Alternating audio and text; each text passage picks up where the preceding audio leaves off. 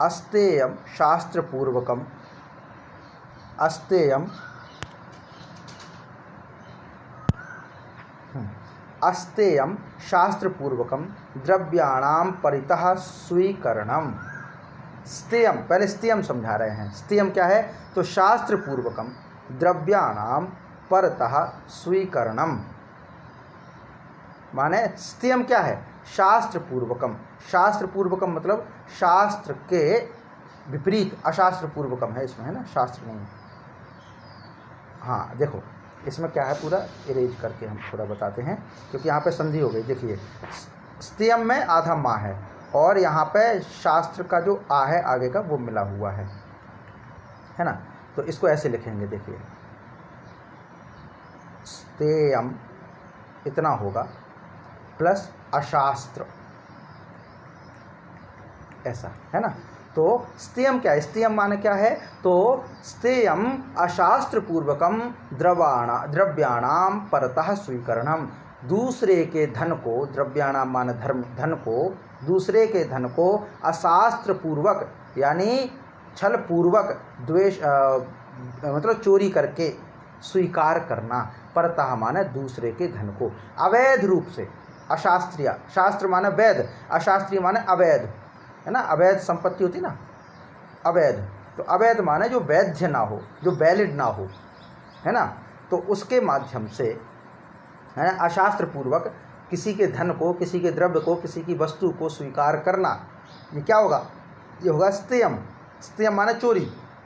और तत्प्रतिषेध, इसका प्रतिषेध करके पुनः अस्पृहा रूपम अस्तेयम इति, और इसके विपरीत तत्प्रतिषेध, स्तेयम के विपरीत पुनः अस्पृहा माने स्पृहा से रहित, लालच से रहित जो रूप है वह अस्तेयम। ये इस प्रकार से अस्तेयम, ये हुआ अस्तेयम। ये स्ते सा, इसमें आ नहीं है, ध्यान रखिए, ये आ नहीं है इसलिए चोरी करना है, और इसमें आ लग गया तो चोरी करने के विपरीत। तो इसमें क्या हो गया कि स्तेयम शास्त्रपूर्वकम द्रव्याणाम परतः स्वीकरणम, माने चोरी क्या है? तो अवैध पूर्वक किसी के धन को स्वीकार करना चोरी है। और इसके विपरीत पुनः बिना किसी लालच के, स्पृहा का मतलब होता है लालच, तो बिना किसी लालच के रूप में जो है वह अस्तेय है, माने चोरी ना करना। सीधा अर्थ अगर हम कहें, सीधा अर्थ कहें चोरी ना करना, बस। माने विधि पूर्वक। एक परिभाषा ये और निकल के आती है कि जिस पदार्थ के लिए आपने कोई त्याग ना किया हो, आपने कीमत ना चुकाई गई हो, उस पदार्थ को स्वीकार करना भी चोरी है। जिसके लिए मैंने कोई कीमत नहीं चुकाई, उसको ले लेना वह चोरी है। तो जितने भी भ्रष्टाचारी रिश्वत लेते हैं, घूस लेते हैं, वो सब चोरी है, वो सब की सब चोरी है, क्योंकि उसके लिए आपने मेहनत नहीं की एक चीज़। और इसमें देखिए कितना बारीक है हमारा शास्त्र, ये अर्थ के मामले में कितना बारीक है वो, कि अगर हम अपना काम कर रहे हैं और काम करने के उसमें हमने कोई आलस्य कर दिया और उसकी सैलरी अगर हमने ले ली तो भी वो चोरी है। मान लीजिए हम शिक्षक हैं और हमने अगर एक भी बच्चे को पढ़ाने में कमी रखी, असावधानी रखी, पूरी तन्मयता के साथ नहीं पढ़ा पाया, और फिर भी अगर हमने वो वेतन स्वीकार कर ली, वो पैसा स्वीकार कर लिया, तो वो स्तेय है, चोरी है। क्योंकि हमने उस पैसे को कमाने के लिए यथोचित श्रम नहीं किया, यथोचित श्रम नहीं किया। माने सीधे ऐसे ही कि अगर हमने किसी बच्चे को ठीक से नहीं पढ़ा पाया, क्लास में अगर हमने अपने मन से नहीं पढ़ाया, उसके बाद अगर हम कोई फीस स्वीकार करते हैं तो वह चोरी है। ये हमारे गुरुकुलों में बड़ा नियम था पढ़ाने को लेकर के, इसीलिए गुरुकुलों में फीस पहले से तय नहीं होती थी कि भाई इतनी देना, कभी नहीं हुई। पढ़ा दिया, उसके बाद दक्षिणा होती थी, दक्षिणा छात्र तय करता था भाई, जो भी, या तो गुरु कई बार मांग लेता था और नहीं भी मांगता था तो छात्र अपने अनुसार, अधिकांश यही चलता था कि भाई तुम्हें जो उचित लगे वो अपने अनुसार विद्या का मूल्य समझो और दे दो गुरु को, गुरु की सेवा के अनुसार। तो गुरु उस चोरी वाले हिस्से से, स्तेय वाले हिस्से से बच गया। क्योंकि इसने मांग नहीं की, इसने तो निस्वार्थ अस्पृहा बिना किसी लालच की सेवा कर दी। अब उसके बदले में जो मिल रहा है वो इसका अपना नहीं है, वो मिल रहा है तो स्वीकार कर रहा है वो। ये कितना बारीक रहा हमारे यहाँ पर अर्थ प्रबंधन। अर्थ प्रबंधन। अब आज जो राम मंदिर का मुद्दा चल रहा है वो अलग ही विषय है। अभी एक और आ गया, ये जगन्नाथपुरी का भी मामला आ गया। तो ये इस कारण से हो रहा है क्योंकि अब अधर्म आ रहा है। शायद उन्होंने ये योग दर्शन नहीं पढ़ा, कर्मचारियों को पहले योग दर्शन पढ़ाना चाहिए, है ना। तो इसमें पूरी ये बात कही गई है कि शास्त्र के बिना, माने अशास्त्र पूर्वक किसी का धन स्वीकार करना, स्वीकरणम, चुराना तो छोड़ दीजिए, स्वीकार कर रहे हैं अगर आप किसी से, और अशास्त्र विधि पूर्वक, माने आपने उसके लिए उचित श्रम नहीं किया या आप उसके योग्य नहीं है फिर भी उसको स्वीकार करना चोरी है। तो हमारी समाज में फिर दान की परंपरा बनती थी कि अगर गलती से हमने किसी के प्रति कोई आलस कर दिया, पैसा कमाने में कोई कमी रह गई, उस कमी को अगर हमने घर में धन ले आए, मान लीजिए हमने बच्चे को पढ़ाया लेकिन पढ़ाते पढ़ाते एक दिन शायद हमने मन से ना पढ़ा पाया हो बच्चों को, तो उनकी फीस को स्वीकार अगर हमने कर लिया तो वो दोष आ गया धन में। उस दोष को दूर करने के लिए फिर दान की व्यवस्था बनाई गई कि फिर आप दान दीजिए ताकि शेष जो आपकी पूंजी है वह शुद्ध हो जाए।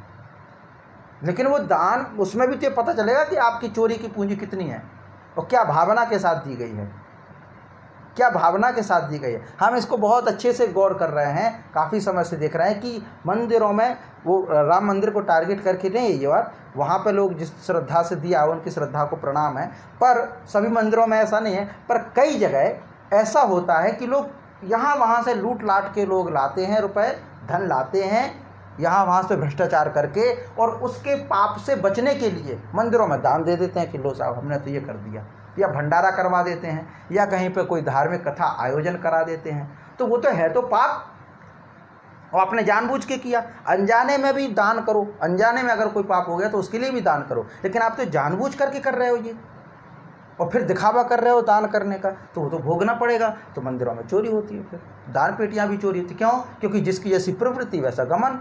धन का सीधा सा नियम है कि जिस स्रोत से प्राप्त हुआ है वैसे ही उसकी गति होगी। तो ये पूरा चोरी के अंतर्गत, इसमें बहुत सारी बातें हो सकती हैं, पर फिलहाल हमें इतना समझना है कि दूसरे के धन को, जिसके आप अधिकारी ना हो, उसको स्वीकार करना चोरी है, और उसको स्वीकार ना करना, चोरी ना करना अस्तेय है। तो ये तीसरा नियम है। पहला हो गया अहिंसा, दूसरा हो गया सत्य, तीसरा हो गया अस्तेय, चौथा है ब्रह्मचर्यम। तो ब्रह्मचर्य क्या है? तो ब्रह्मचर्यम गुप्तेन्द्रियस्य उपस्थस्य संयम। जो गुप्त इंद्रिय है और उपस्थ इंद्रिय है उसका संयम करना। संयम माने कंट्रोल करना, नियंत्रण करना, यही ब्रह्मचर्य है। यही ब्रह्मचर्य है, माने संयम रखना, कंट्रोल करना विचारों पर, है ना। संयम 4 प्रकार का कहा गया, उसमें से एक ही है ना, तो उसको कहते हैं इंद्रिय संयम। हमारे यहाँ 4 प्रकार का संयम कहा गया। 4 प्रकार का संयम कौन कौन सा है? तो उसमें आता है पहले इंद्रिय संयम, पहला होता है इंद्रिय संयम, दूसरा होता है समय संयम, एक कार्यकर्ता के लिए बताया गया ना, एक व्यक्ति परिष्कार में। तो इंद्रिय संयम करिए, समय संयम करिए, विचारों का संयम करिए, इंद्रिय संयम। और इसके बीच में एक और चीज़ है दूसरे नंबर पर, अर्थ संयम, यानी धन का संयम, अनाप शनाप खर्च ना करें। तो संयम 4 प्रकार के हो गए, अर्थ संयम भी हो गया, इंद्रिय संयम भी हो गया, समय का भी संयम हो गया, और विचारों का संयम हो गया। ये चारों आवश्यक हैं संयम में। तो अर्थ का संयम आप कर, लेकिन ये ब्रह्मचर्य में नहीं, ब्रह्मचर्य का तो सिर्फ गुप्तेंद्रिय संयम है, माने इंद्रिय संयम के अंतर्गत है। तो अर्थ का संयम हो, ज़्यादा रुपए खर्च ना हो, है ना, माने कम खर्च में अपना खर्चा चलाएं, कम खर्चे में अपना खर्चा चलाएं, कम रुपयों में।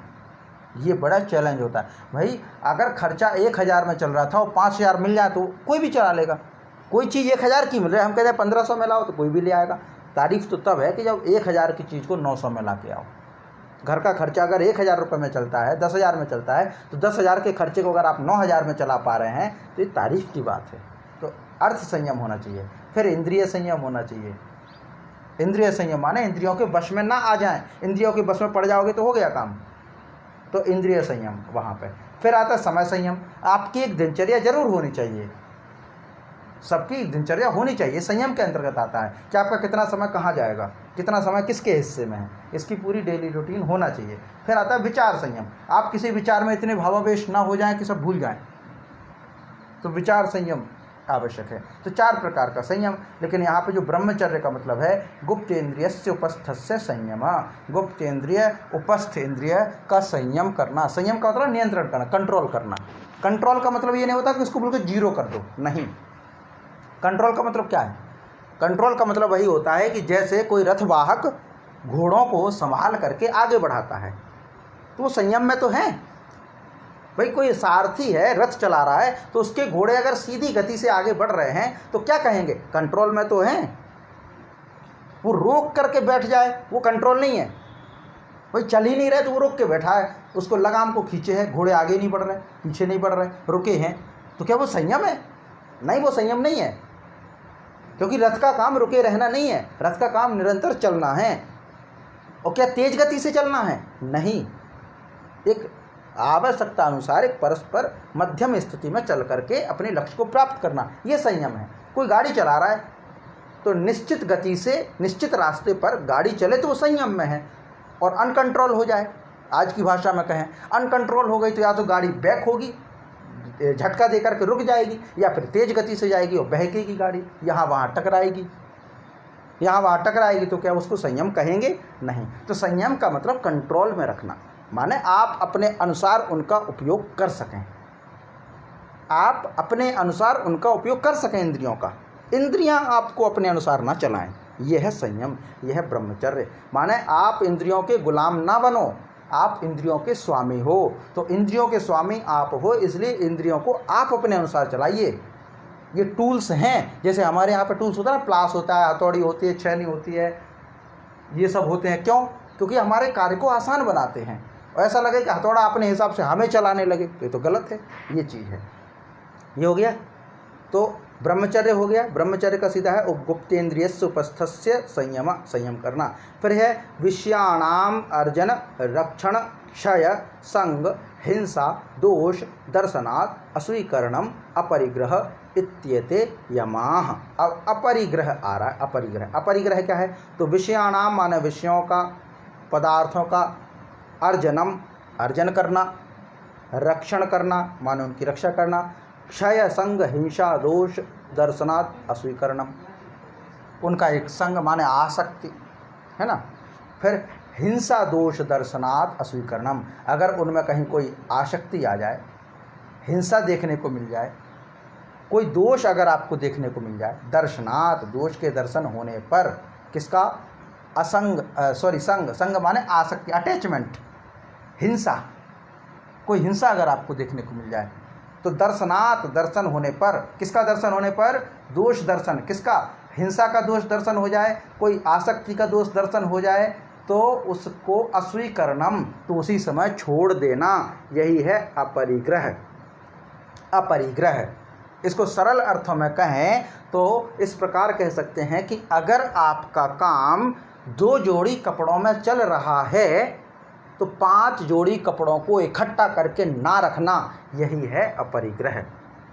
अगर आपका काम 2 जोड़ी चप्पल में चलता है तो तीसरी जोड़ी चप्पल ना खरीदना, यही है अपरिग्रह। यही है अपरिग्रह। बस कम से कम में रहना, कम से कम में अपना जीवन जीना, ये योगी के लिए आवश्यक है, गृहस्थ के लिए नहीं, योगी के लिए। गृहस्थ अगर योग का पालन करता है तब तो अच्छी बात है, तब तो रहिए, कोई दिक्कत नहीं है। क्योंकि ऐसा नहीं है कि शादी कर ली, परिवार बसा लिया, तो हम फिर जो है ये गृहस्थ जीवन जी रहे हैं तो योगी के जीवन नहीं जी सकते। बिल्कुल जी सकते हैं। कबीर दास जी की जो पत्नी थी लोई, वो कबीर दास की जैसी जीवन जीते थी, उस हिसाब से जीते थी उनके अनुसार। हमारे यहाँ पर गुरुकुलों में जो आचार्य होते थे, वो आचार्य की पत्नियाँ होती थी, गुरु माताएँ, वो भी आचार्य के अनुसार ही अपना जीवन जीती थी, उसी अपरिग्रह में जीवन जीती थी, उसी अपरिग्रह में अपना जीवन जीती थी, अपना सब कुछ न्यौछावर कर देती थी, गहने तक बेच देती थी। और ये हुआ। भाई राम तो गृहस्थ होकर के सन्यासी बने ना, तो माता सीता भी तो उन्हीं के अनुरूप गई थी और अपने आभूषणों को अलग रख दिया था, आभूषणों को अलग रख दिया था, महल से ही पहन के नहीं गई थी। तो वहाँ पे वो कौन सा प्रसंग आता है, वहाँ पर एक साध्वी जी होती हैं, उनका नाम अनुसुईया है, कौन है वो, उनको आभूषण देती हैं। तो ये पूरा वृतांत है, मतलब कि ऐसा नहीं है कि गृहस्थ जीवन जी करके कोई एक संन्यास का जीवन अनुभव नहीं कर सकता। हमारे ऋषि मुनि तो करते थे, और जब लगता था कि घर छोड़ के और जाना तो पत्नियां भी बिल्कुल सहर्ष उनको अनुमति प्रदान करती थी। ये तो उपनिषद कहते हैं। याज्ञवल्क्य, मैत्रेयी और कात्यायनी तीनों का जो वो है संवाद होता है, तो उसमें वो कहते हैं, उपनिषद का ये अंश है, जब वो कहते हैं कि मैं छोड़ के जाना चाहता हूँ सब कुछ राजपाट, और तुम दोनों मैत्रेयी और कात्यायनी में बंटवारा कर देना चाहता हूँ ताकि तुम अपना जीवन अच्छे से जियो। तो फिर वो मैत्रेयी कहती हैं कि प्रभु अगर आप ऐसा छोड़ के जाना चाह रहे हैं तो क्यों जाना चाह रहे हैं, क्या इससे भी बड़ा कोई और है जिसके लिए आप इतना सब कुछ छोड़ रहे हैं? तो कहते हैं कि हाँ ये तो ठीक है, ये कुछ नहीं है, आगे और बहुत कुछ है, त्याग संन्यास का पथ आगे है। तो मैत्रेयी को उपदेश देते हैं, नावा अरे पथ्यु कामाय आत्मनस्तु कामाय पति प्रियो भवति। इस प्रकार से वो कहते हैं कि पति को पत्नी इसलिए प्रिय नहीं होती क्योंकि वो उसको प्रेम करता है, पति को पत्नी इसलिए प्रिय होती क्योंकि वो खुद को प्रेम करता है। इस तरह का बहुत अच्छा मंत्र वो आता है कि आत्मनस्तु कामाय पति प्रियो भवति, न पत्यो कामाय पति प्रियो भवति, न पुत्रो कामाय पिता प्रियो भवति, आत्मनस्तु कामाय पुत्र प्रियो भवति। माने पिता अब पुत्र की कामना, पुत्र पिता के लिए इसलिए प्रिय नहीं होता क्योंकि वो पुत्र को प्रेम करता है। माने कोई पिता पुत्र को इसलिए कोई पिता को इसलिए प्रिय नहीं होता कि वह पुत्र को प्रेम करता है, बल्कि पिता को पुत्र इसलिए प्रिय होता है क्योंकि वो खुद को प्रेम करता है। इसको ऐसे समझें कि अगर मान लीजिए हम अपने भाई को प्रेम करते हैं, या बहन को प्रेम करते हैं, या माता पिता को प्रेम करते हैं, या अपने बच्चे को प्रेम करते हैं, तो अपने बच्चे को प्रेम क्यों करते हैं? तो ज़्यादा उदाहरण आएगा, हम बच्चे को प्रेम करते हैं इसलिए प्यारा है हमें। बोले नहीं, वो बच्चा इसलिए आपको प्यारा है क्योंकि आप खुद से प्रेम करते हैं। अगर वो बच्चा आपके अकॉर्डिंग ना चले, आपके अनुसार ना चले, तो आपको दुख होगा, फिर आपको उसको प्रेम नहीं करेंगे। ये बहुत आगे का पूरा वर्णन है, उसमें उपनिषदों की परंपरा आई है। तो कहने का मतलब ये है, ज़्यादा लंबी व्याख्या में न जाते हुए सीधा इसका अर्थ इतना है कि जो भौतिक पदार्थ हैं उनका अर्जन रक्षण से अर्जन करना, उनका रक्षण करना, बस, है ना। उसके बाद है क्षय संग हिंसा दोष दर्शनाद। अगर आपने उनमें क्षय देखा, नुकसान देखा, अटैचमेंट देखा, उनसे हिंसा देखी, कोई दर्शन कर दोष दर्शन हो गया, तो उस दोष दर्शन के तुरंत बाद उन पदार्थों को छोड़ देना, अस्वीकार कर देना, यही अपरिग्रह है। और फिर अंत में कहते इत्येते यमाः, ये सभी पांचों यम के आधार पर है। ये पांचों यम हैं, ये पांचों यम हैं। तो हमने इसमें क्या क्या पढ़ा? अहिंसा 1, सत्य 2, अस्तेय 3, ब्रह्मचर्य 4 और अपरिग्रह 5। ये पूरा क्या है? ये पूरे 5 हैं यम। ये 5 पूरे यम के अंतर्गत आते हैं, है ना। तो अहिंसा क्या है? सभी प्राणियों के कल्याण की उसके क्या कहते हैं, सभी प्राणियों के प्रति पीड़ा ना पहुंचाना, मन वाणी के द्वारा किसी प्रकार के कोई कष्ट ना पहुंचाना अहिंसा है। और सत्य क्या है?